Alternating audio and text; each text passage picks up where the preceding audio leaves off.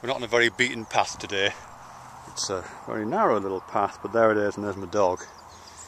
So let's walk here. I'm just picking up on something I was talking about in a video the other day actually, which was to do with ways, W-A-Y, ways, and how paths, ways like this, are often used as to provide structure for methods. You know, when we talk about the way of doing something, the method, the way of the master, it's both the path and it's the method, isn't it? The process you have to go down to achieve to acquire some knowledge.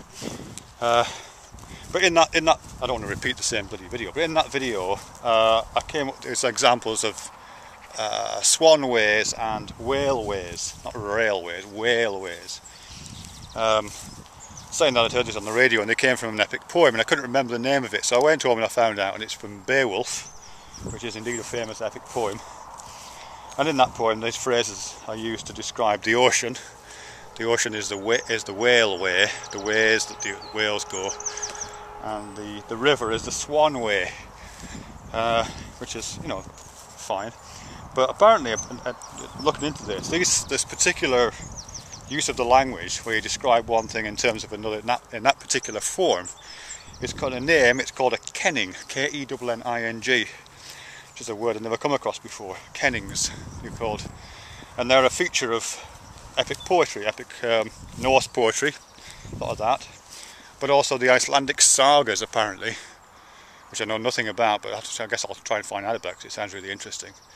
The Icelandic saga uses this technique of kennings, and a lot of the kind of literature that comes out of Northern Europe and Scandinavia actually hammered shit steak. If you watch this, I would imagine that, because you're in Finland, I think, aren't you? And I think old Finnish literature uses the idea of the kenning as well. And it's an interesting, I mean, it comes across really kind of old-fashioned to our ears now, but there's something really interesting about it. And I have to say most of my information is from Wikipedia, so, you know, use with that what you will. But a kenning is when you use, it's a circumlocution, a way of going around the houses in language, circumlocution. But it's when you use more than one word to describe something that can be summed up in one word, which sounds like a recipe for insanity, but there's a good reason for it. So he could of course just say, in Beowulf, he could just say ocean, but he doesn't, he says whaleway, and he could just say river, but he doesn't, he says swanway. And the circumlocution in kennings is, as I say, it serves a purpose, and the purpose there is to just open up the landscape of meaning that you're walking through. So you're not pointing directly to a river. There's a river down there where that river lane Balsam is. You're not pointing directly to the river. You're taking the listener on a little bit of a journey past some other ideas. You still get to the river and you don't, you know, hang about for long, but you just take them on a little bit of a journey, so it just shows more of the landscape around it. So for example, a swanway, which is the river, you know, by calling it a swanway, you're doing something different to just saying a river. You know, if I just say a river to you, there it is. It names the thing, it's fine, there's a label attached to the object or whatever, perception. But by doing swanway, it just brings up a few other associations, which just, you know, just populates your mind, I think, with some of the images around that, which gives a kind of richer understanding.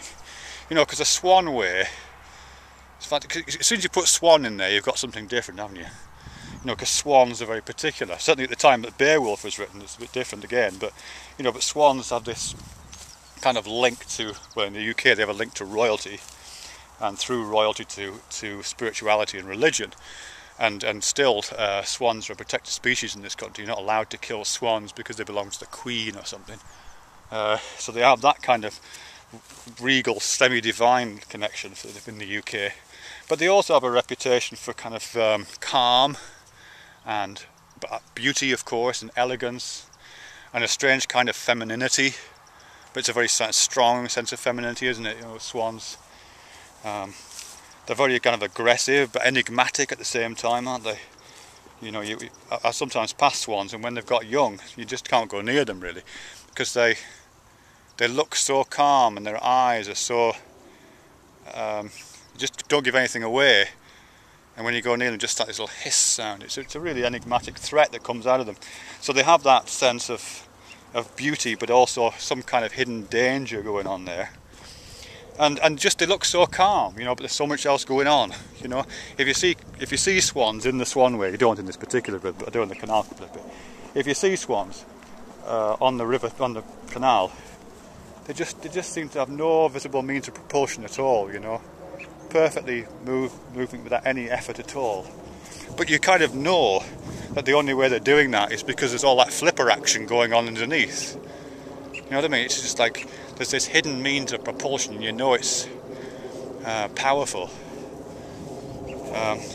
Which for me has a kind of psychological resonance. You know, when I see swans and I think about what's happening below the surface, I can't help but think, you know, this is an analogy for what's happening to a mind, you know, because quite often you see people like that, don't you? You see people who are all calmness and all collected care and beauty and elegance on the surface, but you just know that they're paddling madly underneath and potentially dangerous. I used to know, some of you might know this story, I used to know some people who, a few years ago, and there was this guy and he was going out with two women at the same time. And not just going out with them, I mean, he lived with these two women actually, in the same house, and they worked together and they were all friends together. And he'd spend half his week with one woman and half his week with the other. You know, he would just change bedrooms. And they were both really beautiful, intelligent women in very completely different ways, but terribly elegant, well-presented people. You know, and all their friends were terribly well-presented and modern. And it was like, you know, being in the presence of swans sometimes, because I didn't feel like that. I felt a bit like a, I don't know, something different. But and they're all terribly swan-like. But you just knew that I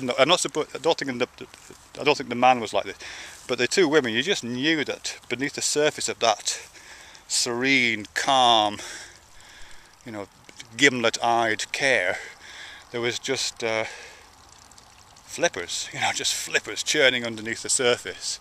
These emotional flippers going on. It didn't end in tears, I don't think, but it did end, of course, you know what I mean. Choices were made, ultimately. Ultimatums were set. So something for me, and that's probably not an anecdote that anybody else will relate to, but there's something about a swan which has something like that in it, you know.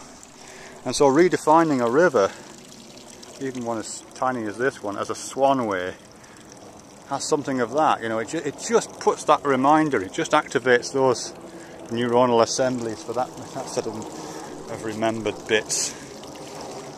And the fact that it's a way, you know, the fact that it's not a river, that you redefine the river as a way again, the way that swans go, I think as simultaneously evokes what I was saying in the previous video, something to do with method and something to do with passage to somewhere.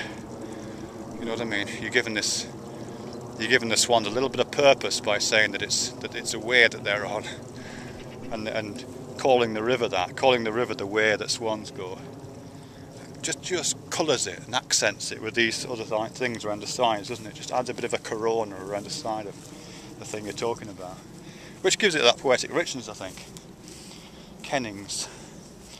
Actually, one other example, which is one that I read about in Wikipedia, which is again from, I think it's one of the Norse epic poems, where a sword, it's a lot of them about battles, of course, and warriors and all this shit, but as a sword is described as a wound hoe, and that's hoe, H-O-E, you know, the kind of agricultural implement, not the prostitute. A wound hoe.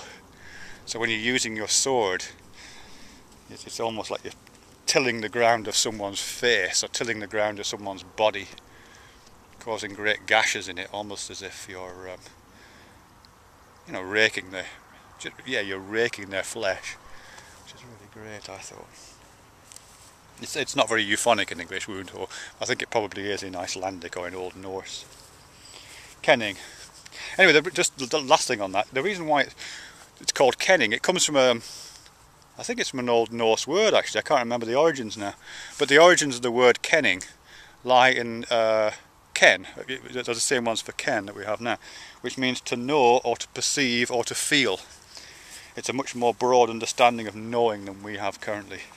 You know, if I say I know something, it tends to mean only something that happens in my head, you know, it's like a piece of cognitive information. Whereas kenning has a slightly wider set of understandings. Yes, it is cognitive knowing, but it's also felt knowing.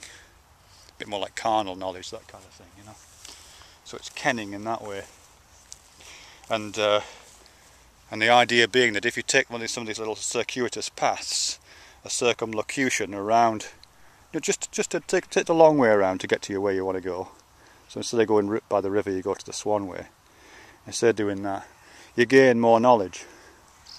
You have more information, even though it's not data. It's not that kind of knowledge. It's not the data that you put into databases. It's knowledge in a more holistic sense of, you know, something that's felt, perceived, cognitively tested, all those kind of things. Kennings. It comes down to us. We don't really use the word kenning, of course, unless you're in Scotland, in which case you would say, "Do you ken?" Do you know? Do you ken? Is that right, Greatex? Is that what you say? Ken. And I guess we do have the phrase "beyond your ken," which used to be a radio show with Kenneth Williams, but now it means beyond your knowledge, outside of the periphery of your understanding, beyond your ken, out of the range of your circuitous kenning path. You know, something's beyond your ken, it's over here somewhere, and your own kenning would be here. So I suppose if you wanted to get something which is at the moment beyond your ken, you would have to take a longer kenning, to bunch a whole load of words together, get the images really flowing, really open up your psychic landscape to get that what is currently beyond your ken, within the range of your ken, or your Barbie indeed. Anyhow, Swan Way. I should probably say something about Proust. Swan's Way, first part of À la recherche de temps perdu. Something like remembrance of things past, or in search of lost things. But I won't, because I don't know enough about it, and I don't want to do any more bullshit than I've already had. Himalayan balsam taking over the world.